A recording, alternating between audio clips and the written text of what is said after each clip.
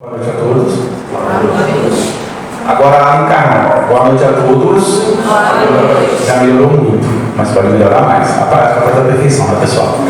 Meus queridos, é com muita alegria que a Casa de Caminhos recebe a todos vocês para mais uma noite de estudos à luz da doutrina espírita, para que a gente possa crescer um pouquinho mais com os ensinamentos do Cristo. Escuta, vocês querem desligar o ventilador? Está frio? Alguma coisa assim? Está tudo bem aí? Graças a Deus. Então tá bom. Pessoal, hoje nós vamos falar sobre um tema muito interessante. Não sei se vocês percebem, mas nós vivemos uma ansiedade social absurda. A gente corre atrás de uma série de coisas e nunca alcança. Porque a gente se preocupa muito com uma coisa que não faz parte da nossa caminhada. E quem vai nos ajudar a compreender um pouco mais esse tema é o nosso irmão Milton, que vai falar essa noite sobre observar as aves do céu, que vai nos ajudar a pensar muito sobre o que realmente nós precisamos buscar nessa nossa caminhada terrena. Mas antes disso, nós temos alguns recadinhos rápidos. Nós temos a casa que oferece a evangelização infantil às segundas e quartas, de 20 às 21 horas, e aos domingos, de 9 às 10 da manhã. Ou seja, enquanto os pais estão assistindo palestra, as crianças ficam na evangelização. Excelente oportunidade de a gente aproveitar bem o tempo, né? A precocidade também de segunda e quartas, de 20 às 21 e aos domingos, de 9 às 10. Evangelização de bebês, segundas e quartas, de 20 às 21 e domingo, de 9 às 10 da manhã. Temos também a mocidade, que também ocorre aos sábados, 14 horas. Também ao sábado nós temos os estudos sistematizados da doutrina espírita, que ocorre às 17 horas. E nas sextas-feiras, às 19h45, nós temos o estudo do Evangelho, o Livro dos Espíritos, uma obra do André Luiz. Esse estudo é aberto para aqueles que tiverem vontade de participar. É muito bacana. E todo sábado nós temos um coral às 16 horas. Aqueles que tiverem vontade de cantar um pouquinho, sinta-se convidado. Não precisa ser cantor não, tá, gente? Precisa ter vontade. A afinação deixa por conta do pessoal que vier para cá. Ok? E as segundas-feiras e quartas, às 19 horas, nós temos o atendimento fraterno. É só chegar na recepção às 19 horas e deixar o nome lá pedindo um atendimento. Domingo às 9 da manhã. Perfeito? Nós também temos a orientação espiritual às quartas, às 19 horas, é só deixar o nome na recepção e ao final da reunião pegar a orientação. Visitas aos enfermos, às quartas, a partir das 14h30. E o culto no lar, com orientação de como realizar. É só chegar na recepção ali e perguntar. Pessoal, por que a gente lê esse tanto de coisinhas aqui, tanto de recadinhos? Porque muitas vezes a gente nesse alvoroço nosso cotidiano, a gente passa na recepção e não lê isso. E muitas vezes nós estamos precisando de uma tarefa dessa na nossa vida para ajudar a gente a caminhar melhor. Então a gente é enfático, repete, para justamente aquele insight que ocorre, principalmente porque precisa. Além do que, nós temos tarefas aqui, 2 oficinas maravilhosas que funcionam aqui às terças e quintas. Na terça-feira é uma oficina de artesanato e na quinta é um enxoval. Essas 2 tarefas maravilhosas ajudam demais pessoas necessitadas, ajudam a suprir o nosso bazar, que é uma fonte da manutenção do ambiente e das obras que nós realizamos aqui. Então, aqui, se tiver vontade de participar dessa tarefa, sempre tem um lugarzinho para necessitado. Ok? Bom, vamos começar? Não adianta a gente falar de Jesus sem primeiramente conversar com Ele através de uma prece, né? Então vamos buscar Jesus, esse mestre querido, condicional, amigo de todas as horas. Aqui estamos, mestre, buscando o teu auxílio, o teu amparo, a tua proteção, para que possamos, Jesus, caminhar um pouco mais nessa senda de progresso que o Pai nos oferta tão generosamente. Jesus nos ampara, nos ilumina e conduz ao estudo dessa noite de maneira adequada ao nosso entendimento, para que possamos compreender a riqueza de tanta palavra. Fica conosco, Divino Mestre, hoje, agora e todo sempre. Que assim seja.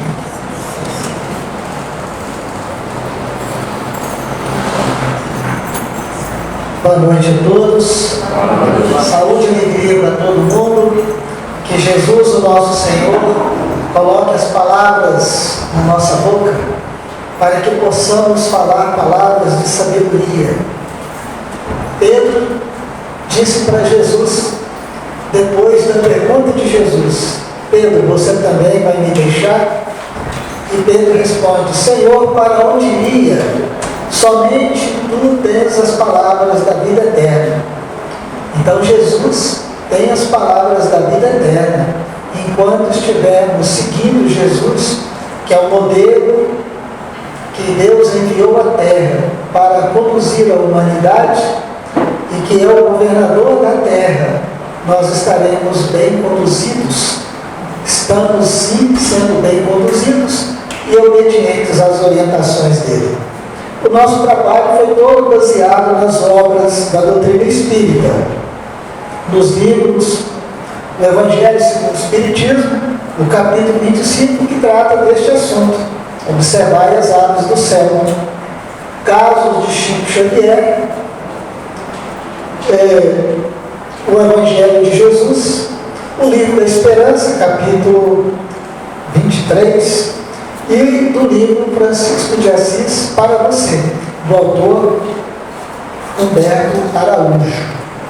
E nós vamos começar contando uma história de Francisco de Assis. Francisco de Assis demonstra um grande amor aos animais, um grande carinho para com todas as criaturas de Deus. E quando vamos conversar sobre as aves do céu, precisamos lembrar de Francisco de Assis. Então, no ano de 1198, Francisco de Assis estava com 17 anos de idade. E naquela época, as cidades guerreavam umas contra as outras. E Assis estava em guerra com uma cidade chamada Perúdia, vizinha de Assis. Então, os jovens e os homens foram convocados para a guerra. E Francisco de Assis também foi. Chegando lá, ele que era nobre, filho de gente muito rica, Pedro Bernardone, o pai dele era comerciante de tecidos. Tecido naquela época era uma fortuna. Até bem pouco tempo atrás, 60 anos atrás, no interior as pessoas juntavam dinheiro o ano inteiro para quando chegava no final do ano, comprar um pedaço de pano para fazer uma calça e uma camisa, né? Para poder passar o Natal e o Ano Novo com roupa nova. Então, Francisco de Assis foi. E chegando lá, ele que não tinha nenhuma prática de trabalhar como pedreiro, trabalhar como ferreiro, como carpinteiro, ele foi fazer esses trabalhos e com grande boa vontade, cantando, alegre, e aprendeu rapidamente esses trabalhos e produzia com muita alegria, porque Assis estava reforçando as muralhas, reforçando os portões, reforçando ali as defesas para enfrentar a cidade de Perugia, que viria para o ataque. Perugia é uma cidade muito maior e tinha mais soldados. E as pessoas, os jovens, vendo Francisco de Assis sempre cantando no seu trabalho, eles se entusiasmaram com aquilo e começaram a notar que eles estavam mais ali com alegria. Não era tanto pela obrigação ou pela convocação, mas como voluntários, alegres e felizes, trabalhando para reforçar a segurança da cidade. Mas, quando vieram os inimigos, eles não resistiram. E a cidade de Assis foi derrotada e muitos homens foram levados como prisioneiros para a cidade de Perúdia. Entre eles, Francisco de Assis, que sobreviveu a guerra, mas foi levado como prisioneiro. E ele, que tinha uma família rica, apesar de não ser nobre, ele foi colocado numa masmorra junto com outros jovens ricos e cheios de títulos de nobreza. E aquilo, de alguma forma, foi um constrangimento muito grande para ele. Porque se hoje existe a repulsa pela diferença social, naquela época era muito maior. Francisco era rico, de família rica, mas eles não tinham nenhum título de barão, de duque, de conde, eles não tinham. E os filhos herdeiros dos títulos dos seus pais estavam todos presos com Francisco. E Francisco de Assis logo percebeu a rejeição dos outros jovens, que queriam afastá-lo da convivência deles. Mas afastar de que jeito? Estavam todos presos na mesma masmorra. Então Francisco cantava o dia inteiro, alegria, cantando, e brincava entre eles como se fosse uma criança. E naturalmente era repudiado pelos outros jovens, era desprezado pelos outros jovens. E ele não se dava pela tristeza e nem pela mágoa. Muito pelo contrário, ele brincava feliz, cantando, como se não estivesse preso. Do mesmo modo que ele cantava quando trabalhando para fortalecer as defesas da cidade de Assis. E entre esses, havia um jovem chamado Benedetto. Benedetto, um jovem conde, ainda jovem, já tinha o título de conde. E ele não se misturava, inclusive, com os outros, que tinha menos título do que ele. E ele muito carrancudo, muito calado, e Francisco notava que Benedetto estava arrasado. Era o cavaleiro arrasado, o homem derrotado, jovem ainda, vivia triste, isolado dos outros, carrancudo, não dizia palavra alguma. E Francisco de Assis, orando, pedindo a Jesus um jeito de trazer um pouco de alegria para o Benedetto. Então ele sentou-se próximo e ficou calado, porque Benedetto não abria o seu coração para nenhum bate-papo, para nenhuma conversa. E ficaram ali horas e horas, um do lado do outro, calados. E Francisco então começou a murmurar baixinho as canções populares na Itália, da Itália daquela época, cantando baixinho em respeito ao amigo, ao companheiro de cadeia. Eles ficaram 1 ano presos, 1 ano, 12 meses, todos reclamando, menos Francisco. Então Francisco observou que quando ele cantava, ele murmurava certa música, o Benedetto chorava, enxugava as lágrimas. Ele orou então, Francisco orou, pedindo a Jesus para libertar este querido irmão das amarguras da tristeza, porque a derrota, a prisão e a tristeza são coisas muito duras para um jovem. Então, depois de muitas horas, Francisco murmurando aquelas canções tão bonitas, Benedetto disse para ele: olha, jovem, como podes tu cantar numa situação dessa? Você que nem nobre é, e que tem o hábito de desperdiçar a riqueza do teu pai, ajudando os pobres miseráveis de Assis? Por que que você canta quando todos devíamos estar chorando? Você parece louco. O que há com você, meu jovem? Francisco respondeu: eles dizem isso de mim porque eles não sabem quem eu sou, eles não me conhecem. Mas Benedetto riu então, debochado, e Francisco disse: eu serei venerado no mundo todo, eu serei conhecido pela humanidade toda, eu serei um santo. E Benedetto disse: mas você é louco? Louco não, eu sou um profeta, porque eu sei como será o meu destino, eu sei como será o meu futuro. E todos escutaram, porque não tem como ninguém numa cadeia conversar sem que os outros escutem. Então todos caíram na gargalhada, achando que Francisco era apenas uma criança ingênua, um bobo da corte, e todos riram debochados. E Francisco então aproveitou a gargalhada de todos e começou a cantar uma canção alegre.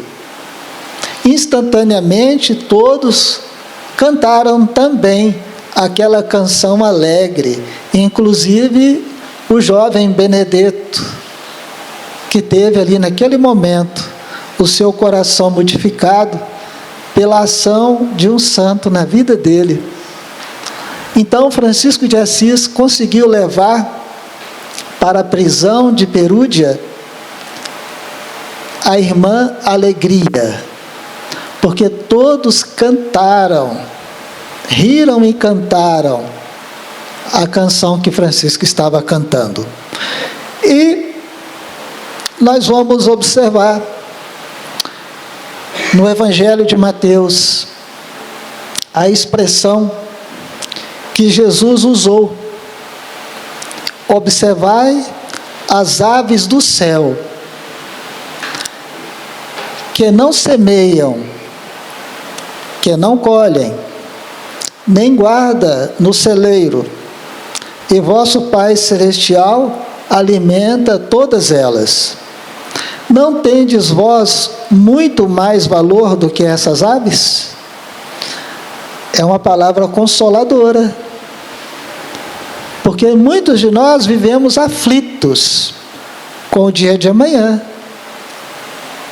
Mas essa aflição não pode ser ao ponto de tirar a nossa alegria.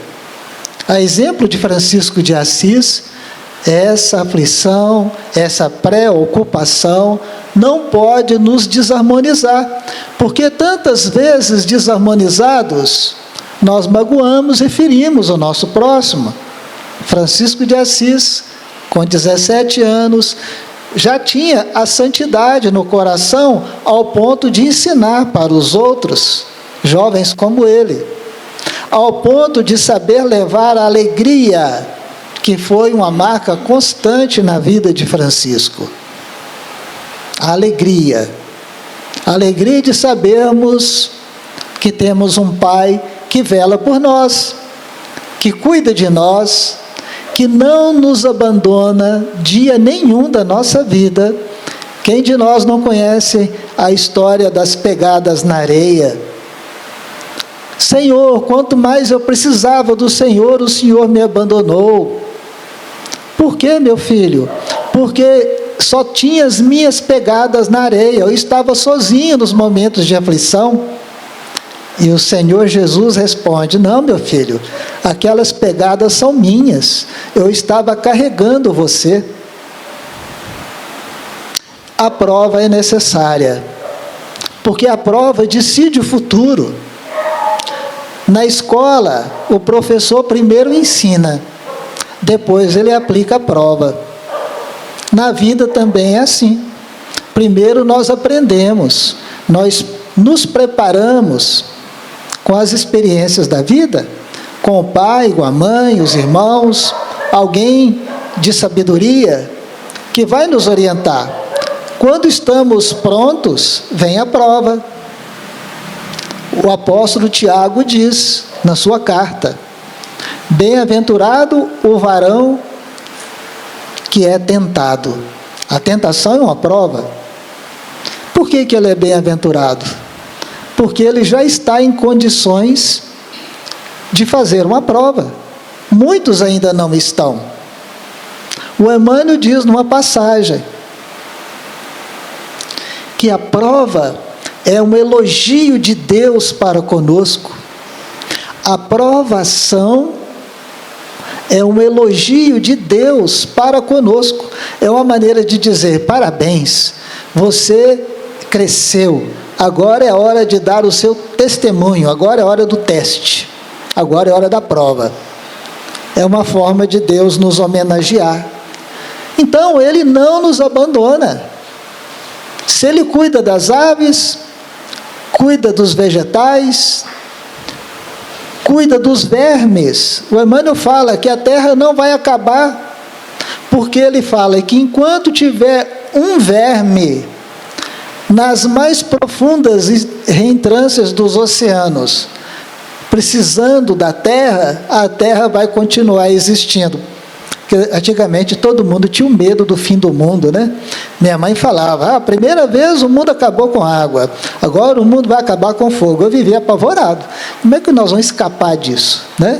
Não tem jeito. Mas o Emmanuel veio tranquilizar o nosso coração. Ele diz que enquanto tiver que seja um verme, dependendo da terra, a terra vai continuar existindo. Quem teve a felicidade de ler o livro Novas Mensagens, o autor Humberto de Campos, quem não leu devia ler. Tem uma mensagem lá que ele relata uma viagem que foi feita com os recém-desencarnados para o planeta Marte. Uma viagem instrutiva, uma excursão instrutiva. E chegando no planeta Marte, eu não vou contar toda a história, porque senão vocês não vão ler. Eu vou contar só a parte que cabe aqui. Ele observou que tinha muitas máquinas no planeta que gerando vapor de água. Aí ele perguntou, por que essas máquinas estão aí gerando esse vapor? É tipo aquela maquininha que a pessoa põe em casa, ali perto do berço do bebê, para gerar aquele vapor. Aí os administradores do planeta disseram, esse vapor de água que está sendo produzido é para manter viva as bactérias materiais que ainda existem em Marte. Olha o cuidado dos trabalhadores espirituais, porque a maioria da população de Marte hoje é desencarnada. Reencarnado lá materialmente, só bactérias. E eles fazem questão de manter viva essas bactérias, promovendo o vapor de água. Eu acho uma coisa encantadora. Então, os trabalhadores de nosso Pai Celestial estão por toda parte, dando suporte à vida, dando recursos para que nós sejamos felizes. Porque não tem cabimento um filho de Deus viver na tristeza, viver no vício, viver com fome, viver no desespero. Deus manda os seus trabalhadores, eles estão aqui agora, olhando a situação de cada um de nós, estudando o melhor modo de nos auxiliar. Estão lá fora, na rua, no governo, no trânsito, nas fábricas, estudando, agindo do melhor modo para o progresso geral. Quem teve a felicidade de ler o livro Os Mensageiros, eu acredito que todo mundo aqui já tenha lido, a senhora já leu 3 vezes? Eu sabia, estudiosa, né? Então lá tem uma fazenda lá no meio do mato, onde tem um grupo enorme de trabalhadores espirituais, né? Desencarnados, espíritos desencarnados, trabalhadores de Jesus, para manter a harmonia, manter a paz, para que todos os trabalhadores tenham segurança, saúde e harmonia no seu trabalho. Eu não vou contar tudo, só vou contar esse detalhe. É só um trailer. Eu tenho certeza que quando vocês saírem daqui, vocês vão correndo pegar o livro para ler, né? Porque ele é muito bom, tá certo? Então, podemos perder tudo na nossa vida material. Podemos perder casa, perder a saúde, perder a família, mas tem uma coisa que nós nunca vamos perder, que é a paternidade de Deus. Deus é nosso Pai, e vai continuar sendo, e vai continuar cuidando de nós. Não foi isso que aconteceu com Jó? Quem conhece a história do Jó? Perdeu tudo, continuou firme, fiel a Deus, e conta as Escrituras Sagradas que Deus devolveu tudo para ele de novo. É a prova, é a provação. Inácio de Loyola, o fundador da Companhia de Jesus, os jesuítas, ele trouxe uma frase monumental, da máxima importância para nós, que casa como uma luva neste assunto. Ele diz o seguinte: ore como se tudo dependesse de Deus. Ore sempre, todos os dias, várias vezes ao dia, como se tudo na sua vida dependesse de Deus. Mas trabalhe muito, como se tudo na sua vida dependesse só de você. Quem faz isso vai vencer, não vai? Quem faz isso vai vencer. E quem fica esperando? Porque tem muita gente que pensa, não, Jesus falou que as aves do céu não trabalham, não planta, não colhe e não passa fome, então eu também vou ficar de barriga para cima, só tocando viola de papo pro ar. Tem uma música que fala assim, não tem? Né? Tocando viola de papo pro ar. Será que isso é verdade? Olha só, o que é que nós desejamos da misericórdia divina? Nós desejamos viver sem preocupar com nada. Nós achamos inclusive que o céu é assim, né? Ninguém preocupa com nada, ninguém trabalha, todo mundo flutuando nas nuvens, comendo uva o dia inteiro, escutando os anjos tocando harpa. Tem muita gente que pensa que é assim, né? Aí quando nós lemos o livro Nosso Lar, bate uma desilusão. Meu Deus, tem que trabalhar, tem que estudar. Nossa Senhora, continua do mesmo jeito o trabalho e os estudos. Tem muitas pessoas que no centro espírita a gente fala dos trabalhos espirituais durante o sono, quando a pessoa sai do corpo, na vida espiritual, cheio de trabalho, cheio de atividades. Eles falam, crê em Deus Pai, Milton. Eu já trabalhei muito nessa vida, eu não quero trabalhar quando eu morrer. Primeiro que ninguém morre, né? O corpo morre, mas o corpo é um aparelho, o corpo é uma máquina, o espírito é imortal. Nós vamos continuar vivos pela imortalidade afora. Nós vamos nos ver muito. Não adianta fugir do inimigo, nós vamos encontrar com ele. Na condição de pai, de mãe, de irmão, filho, patrão, né? Diz que o patrão é pior do que o carrasco. Tem gente que tem os patrões que são anjos, tem outros que tem os patrões que são carrascos. Será por quê, né? Muito bem, só que a doutrina espírita ensina que não é bem assim. Não é ficar tocando viola de papo boar sem preocupar com nada, não. A doutrina espírita ensina para nós que nós precisamos sim preocupar com o alimento. Na Gênesis de Moisés, está lá, comerás do suor do teu rosto. Quem é que falou isso? Eu desafio quem sabe quem falou isso. Comerás do suor do teu rosto. Eu sei que todo mundo sabe, não está lembrando. Então eu vou ajudar para poder vocês não ficarem sem graça.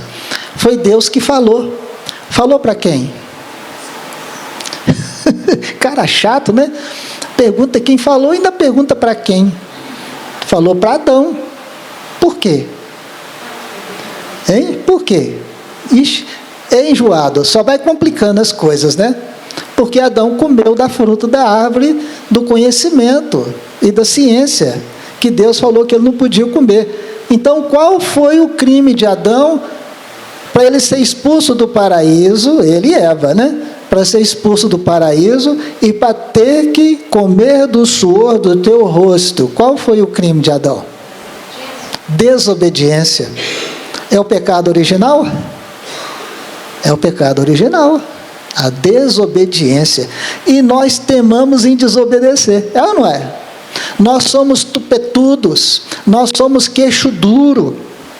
Nós não gostamos de obedecer nem o pai, nem a mãe, nem o governo. Todo mundo dá um jeito de dar um tombo no imposto de renda. Todo mundo dá um jeito de engalobar alguma coisa, sempre querendo empurrar com a barriga os compromissos e os deveres. Então, Deus falou para Adão, comerás do suor do teu rosto. Então, não vem com essa que nós vamos ficar tocando viola de papo pro ar, que nem os passarinhos cantando, que nós vamos ter tudo na vida. A gente aqui não presta atenção. Vocês já viram o passarinho caçar comida? É fácil? Primeiro que ele não fica à vontade comendo, ele dá uma bicada e olha para os lados. Dá mais uma bicada com medo de quê? Dos predadores. Ele custa achar alguma coisa para comer. Quando ele vai comer, ele tem que estar com o olho na comida e outro nos predadores, porque eles são perseguidos. Vai beber uma água, dá um golinho, olha para os lados. Torna mais um golinho, olha para os lados. E rapidinho tem que sair voando, porque os predadores estão à espreita. Então a vida das aves é fácil? É porque nós vivemos num mundo romântico, num mundo que não existe, um mundo fantasioso. Todo mundo precisa trabalhar. E alimentaremos do suor do nosso trabalho. Mas não nos esqueçamos de uma coisa: nós temos um Pai. Essa é a parte mais bonita. Nós temos um Pai que nos sustenta todo dia, que cuida de nós, para que nós tenhamos saúde, para que nós possamos cuidar dos nossos filhos, da nossa família, da nossa casa, do nosso pai, da nossa mãe, idosos. Nos ajuda no trabalho profissional para a gente não ser demitido. Às vezes acontece um problema no trabalho e a gente vai para casa preocupado: meu Deus, amanhã eles vão me mandar embora, não vai ter jeito, o erro que eu cometi foi muito grave, meu Deus do céu, como é que vai ser de mim? E emprego está difícil, nem dorme de noite. Chega no outro dia no serviço ressabiado, com medo de tudo, né? Ninguém toca no assunto, parece que nem aconteceu nada, ninguém lembra de nada. Misericórdia divina agindo em nosso favor, porque nós precisamos. Nós trabalhamos por necessidade, não é por diversão. Então o nosso Pai nos apoia, nos ajuda, sustenta a nós e nossos filhos, até no transporte, até no trânsito, somos ajudados e apoiados, porque a quantidade de trabalhadores espirituais desencarnados que nos acompanha o dia todo é uma quantidade enorme. Para nós estarmos aqui hoje, fazendo esse estudo, fomos acompanhados a semana inteira, para que nós estejamos aqui com saúde, de pé, com as ideias claras, para trazer com segurança. Olha só, nós esperamos que o alimento caia do céu, assim como aconteceu com o povo lá no deserto, caiu o maná do céu. Então fica todo mundo esperando cair do céu, caiu codornas, codornizes, caiu maná. Mas será que é isso mesmo que Jesus espera de nós, os trabalhadores cristãos, os trabalhadores estudiosos do Evangelho, estudiosos da doutrina espírita? Não. O alimento não cairá do céu, mas somos todos filhos de Deus. E Ele encaminhará para nós os recursos de que nós necessitamos. Não estamos abandonados, dia nenhum, hora nenhuma, nem durante o sono. O trabalhador fiel, o trabalhador sincero de Jesus, quando ele põe a cabeça no travesseiro, ele dorme, na cama dele, lá do lado dele, já está esperando ele dormir, pelo menos 2 trabalhadores espirituais.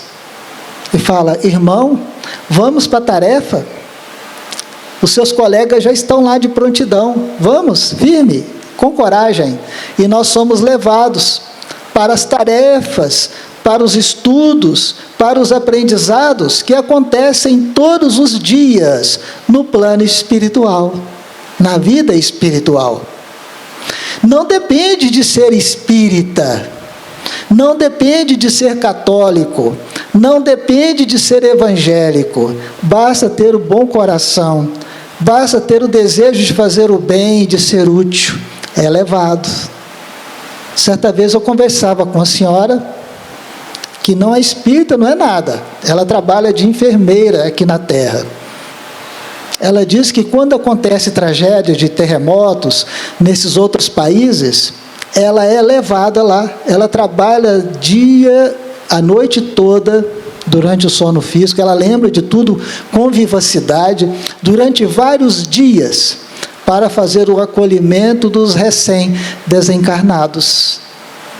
E ela não é espírita. Está vendo, gente? Que coisa linda. Então, olha só, nós esperamos que nós não precisamos nos prover do necessário. Para que ficar juntando? Para que ficar guardando? Nós achamos que isso é uma tolice. Mas a doutrina nos ensina, Jesus nos ensina, que devemos sim nos prover do necessário e que devemos sim nos preparar para o futuro, porque pode acontecer alguma coisa, alguma enfermidade, algum acidente, e nós precisamos de dinheiro, de recursos. Se nós não temos o hábito de guardar, como é que vai ser? Precisamos ser precavidos. E nós esperamos ainda que ninguém precisa trabalhar, que vai vir tudo de graça para a nossa mão. Não precisa lutar, não precisa esforçar, pode ficar deitado na rede o dia inteiro assistindo filme, Bang Bang, que vai vir tudo na mão. Mas não é isso que nós aprendemos na doutrina. Não é isso que nós aprendemos com os nossos pais e nem com o Evangelho. Porque nós aprendemos desde criança que precisamos trabalhar, que precisamos estudar, precisamos aprender muito, trabalhar e produzir, como os animais, como as plantas, trabalham e produzem para o nosso sustento. Nós temos no quintal um pé de tomate, um tomateiro. Se não colocamos escora, se não colocamos adubo, se não jogamos água, como é que ele vai produzir? Da mesma forma somos nós. A misericórdia divina nos sustenta dia e noite, para que a nossa produção no bem seja intensa, seja grande. O Emmanuel, quando eu falo Emmanuel, eu acho que todo mundo sabe de quem que eu estou falando, o mentor espiritual do Francisco Cândido Xavier, que quando viveu na Terra, no Brasil, foi o padre Manuel da Nóbrega, fundador da cidade de São Paulo. Ele ensina para nós a necessidade de buscar, através da oração, a assistência espiritual para as mínimas coisas no nosso dia. Porque é claro e notório nos ensinamentos de Jesus: pedi e obtereis. Né? Então, a Gênese de Allan Kardec, olha que eu comecei com a Gênese de Moisés, agora eu estou na Gênese de Allan Kardec, que todo mundo aqui já leu, tem certeza, a senhora já leu 2 vezes, muito bem. Olha só, Deus conhece as nossas necessidades e provê as nossas necessidades, como for necessário. O homem, porém, é insaciável nos seus desejos e nem sempre sabe contentar-se com o que tem. O necessário não lhe basta, deseja sempre o supérfluo. A providência divina, então, deixa o homem entregue a si mesmo na busca daquilo que é além do necessário. Então teremos assistência espiritual, teremos o apoio de Jesus, dos trabalhadores de Jesus, para a busca do necessário. Quando queremos além do necessário, na ambição, na vaidade, no orgulho, no egoísmo, eles não movimentam. Nos deixam entregue a nós mesmos. Como fazemos com os nossos filhos, né? Não é assim que nós agimos?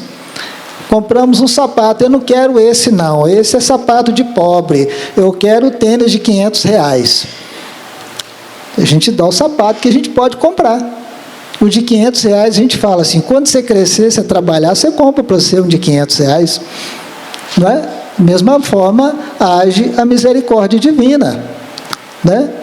E Emmanuel, no Livro da Esperança, no capítulo 84, ele comenta as palavras de Jesus.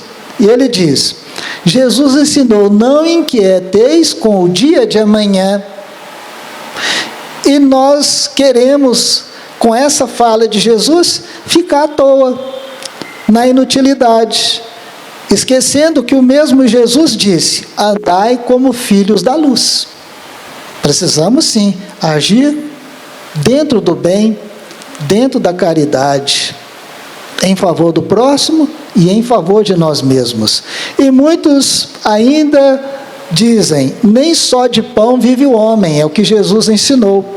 E muitos querem com essa fala de Jesus achar que nós não precisamos trabalhar, que nós teremos tudo, mas esquece que Jesus também disse que comerás, Deus falou para Adão: comerás do suor do teu rosto. E Jesus disse: é muito difícil um rico entrar no reino dos céus. E muitas pessoas maldizem a riqueza, criticam os homens ricos, mas pensem, por favor, pensem, será que sem os homens ricos a humanidade caminha? Olhe o benefício da riqueza. Nós não temos habilidade de ganhar riqueza, outros têm. Então por que nós vamos maldizê-los? Vamos trabalhar para eles. Deus dá para nós os recursos de desenvolver a inteligência e a capacidade de trabalhar para os homens ricos, para sustentar a nossa vida e a nossa família. E Jesus disse: a ninguém julgueis. E muitos de nós, escorado nessa palavra de Jesus, acobertamos o crime, acobertamos o tráfico de drogas, acobertamos a viciação. Mas será que realmente Jesus deseja isso? Porque o mesmo Jesus que disse: não julgueis, também ensinou: orai e vigiai, para que não venham cair em tentação.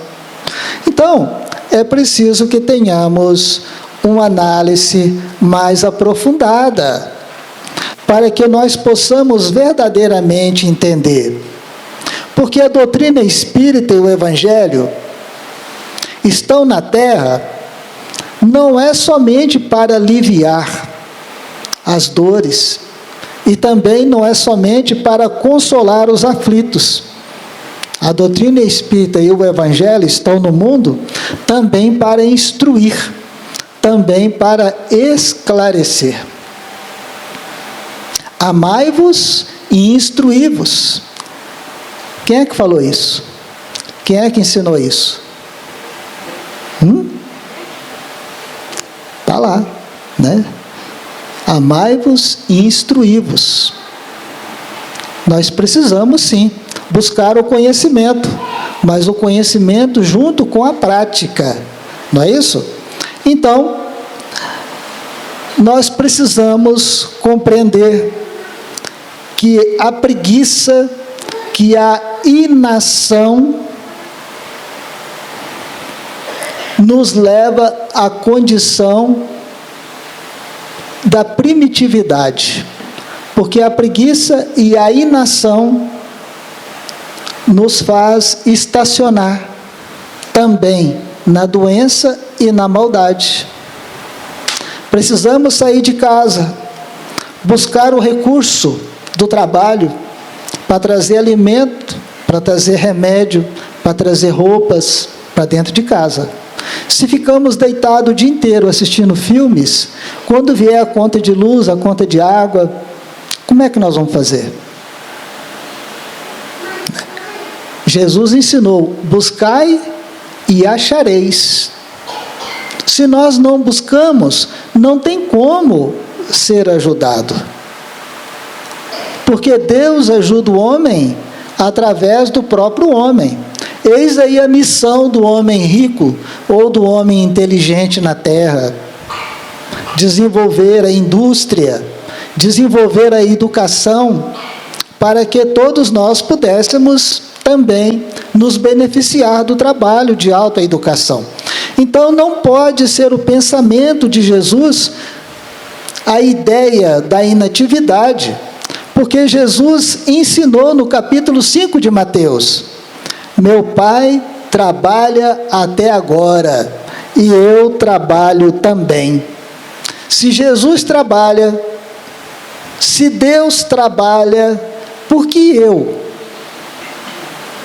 Talvez uma das criaturas mais simples da criação divina. Por que eu vou ficar à toa?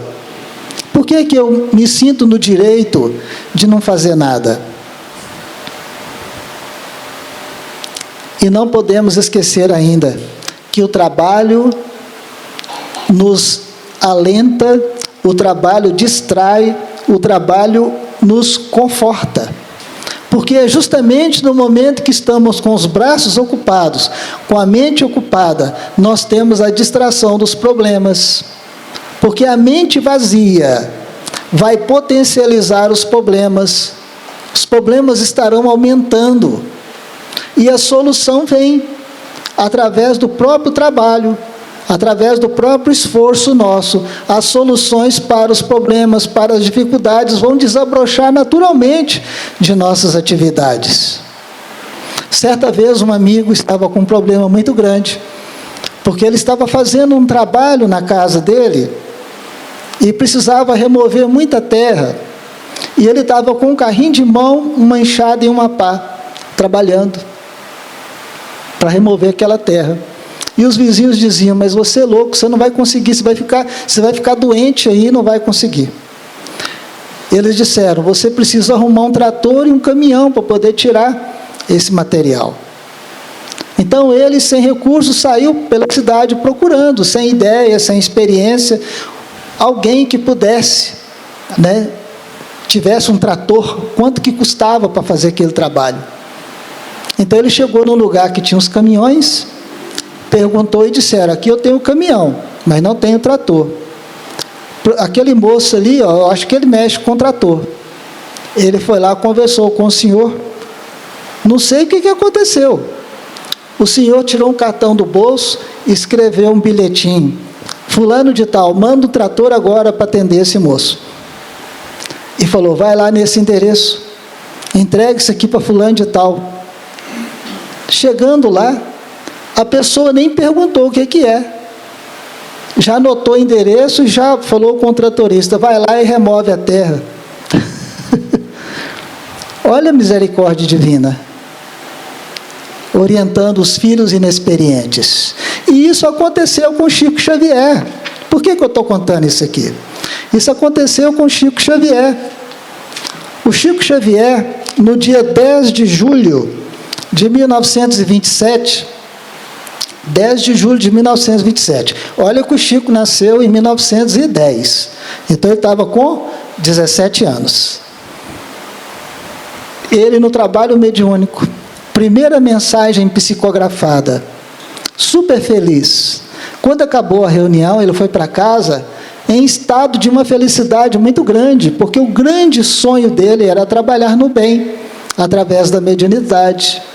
Chegando em casa, ele que era católico na época, antes de deitar, ele se ajoelhou no seu quarto, uma casinha muito simples, ele se ajoelhou e fez uma oração de agradecimento a Jesus, pela primeira mensagem psicografada na vida dele. Quando ele estava orando, uma senhora, usando aquelas roupas antigas, uma senhora toda cheia de luz, uma luz esverdeada, envolveu o casebre, o quarto dele onde ele dormia, e falou para ele em espanhol: meu filho, você precisa ajudar o povo da península, você precisa alimentar os pobres da península. Falou para ele em espanhol. Eu não sabia nem o que era península. Ele com 17 anos. Então ele fundou um grupo de 5 pessoas, ele, a irmã dele e mais 3 colegas, e pegava restos de sobra na feira de Pedro Leopoldo e levava para os mendigos. Esses mendigos estavam morando num lugar que chama Ponte Caída. Era uma estrada que foi abandonada e havia uma ponte que com o tempo ela caiu, mas debaixo daquela ponte moravam pessoas desabrigadas. Então, o Francisco Cândido Xavier, com mais 4 pessoas, total de 5, todo sábado levava pão, levava recursos para os moradores da Ponte Caída. Mas nem sempre tinha as coisas, porque eram todos muito pobres. Imagina o Brasil em 1927, uma pobreza muito grande, mas sempre estava lá. Teve um dia que eles não tinham nada para levar, e o Chico diz: então nós não vamos, porque não temos nada, nós vamos chegar lá de mãos vazias, eles vão ficar sem graça, nós vamos fazer o que para eles? O doutor Bezerra de Menezes disse para o Chico: meu filho, prepara as vasilhas com água, que eu vou fluidificar a água, e você vai levar para eles água fluidificada.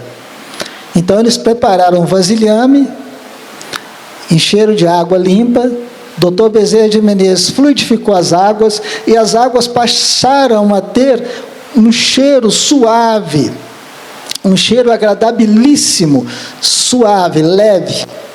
Eles arrumaram então as vasilhas, as moringas, na época usavam as moringas de barro, né, tipo um pote de barro, os canecos, e levaram consigo para a Ponte Caída.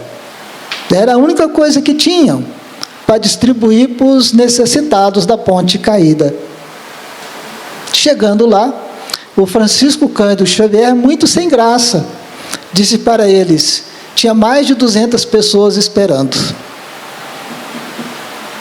entre crianças, doentes, e o Francisco de Assis, o Francisco Xavier, naturalmente fazia uma prece, falava do Evangelho, e servia água fluidificada. Quando ele disse: meus irmãos, hoje não temos nada, mas nós trouxemos água fluidificada para vocês. E o povo, que nem sabia lá o que era água fluidificada, e alguns ficaram com raiva daquilo, e começaram a xingar o Chico Xavier. Olha, no começo era caridade, depois virou obrigação. Começaram a maltratar, e uma das senhoras, naturalmente inspirada, disse: ô gente, não façamos isso. Todo sábado essas pessoas vêm aqui trazer pão, trazer verdura, trazer mantimento para nós. Hoje que eles não têm nada para trazer, nós vamos maltratá-los? Não podemos fazer isso. Vamos fazer o seguinte: já que eles não têm nada para dar para nós, nós é que vamos dar para eles. Vamos cantar para eles. E começaram a cantar. E nisso Chico Xavier já estava chorando de tristeza, por não ter o que dar, por não ter o que oferecer. Estava ali cantando e distribuindo a água fluidificada. O tempo foi passando.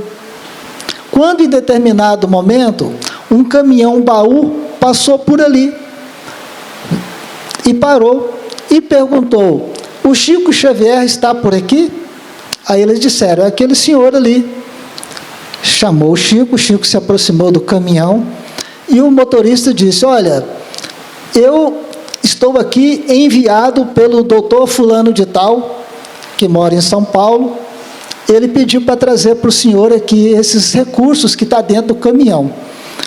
Eu atrasei, porque era para ter chegado mais cedo, mas houve um problema e eu não pude chegar.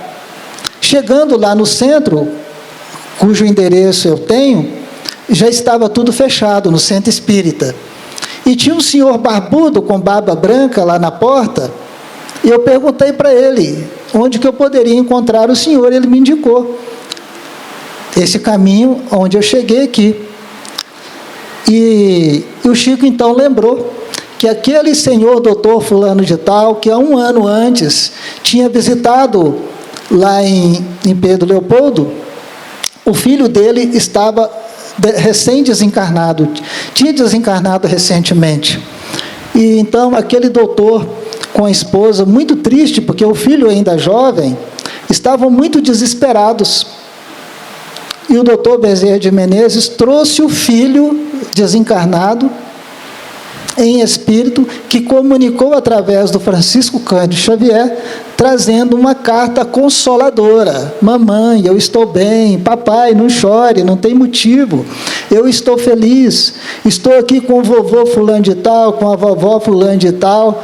E aquilo para eles foi uma revelação muito grande, porque eles não sabiam, o Chico não sabia o nome dos familiares.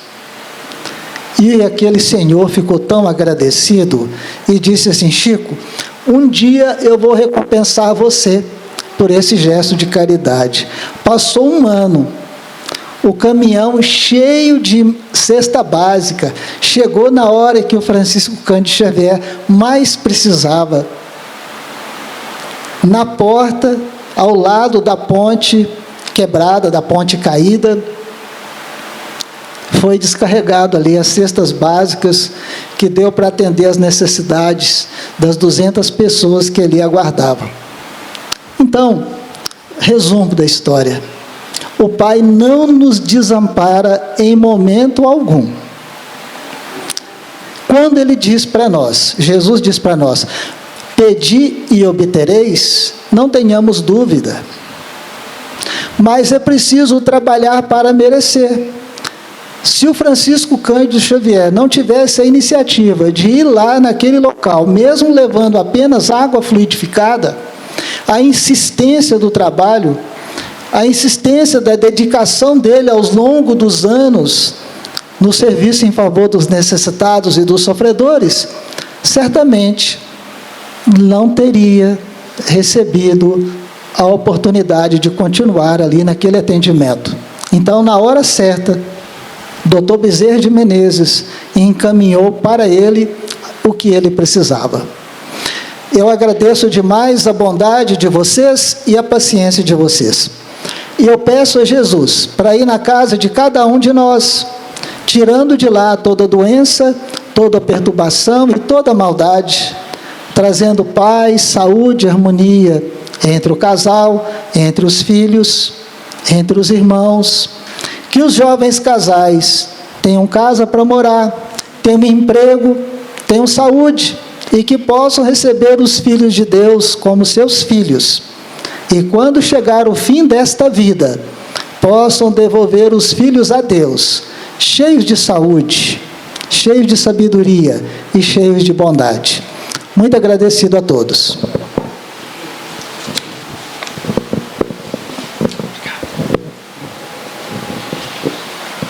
Somos nós que agradecemos.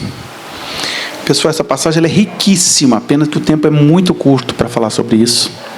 Principalmente nesses momentos de grande agitação que nós vivemos, né? Uma sociedade onde o ter é mais importante do que o ser. Vale a pena esse ponto de reflexão, esse ponto de retomada da nossa caminhada, né? Porque tudo que temos em matéria vai ficar por aqui. Mas aquilo que somos em espírito, essa é a nossa verdadeira bagagem, nosso tesouro. Meus queridos, vamos chegar no final da nossa reunião. Aqueles que desejarem tomar um passe, por favor, formem uma fila à nossa direita aqui. Nós só pedimos a caridade do silêncio para não atrapalhar a câmara.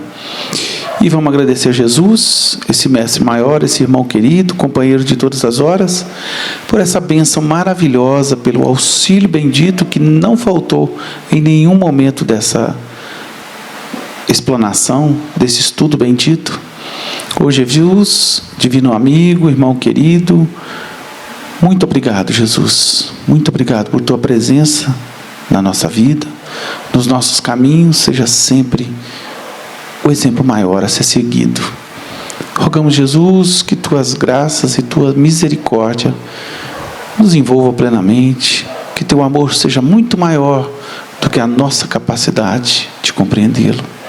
Jesus, te rogamos por aqueles irmãos que jazem em provas bem maiores do que as nossas, onde o sofrimento grita tão alto que muitas vezes abafa a voz de esperança. E aí, Jesus, te pedimos, consola, conforta, ampara, Jesus, principalmente os irmãos que passam ainda por provas de extrema tristeza e muita dor. Tende misericórdia, divino Jesus, tende misericórdia, e nos ampare, nos proteja, nos guarde, nos guie em todos os nossos caminhos, E que assim seja. Meus irmãos, vão com Deus e paz profunda a todos.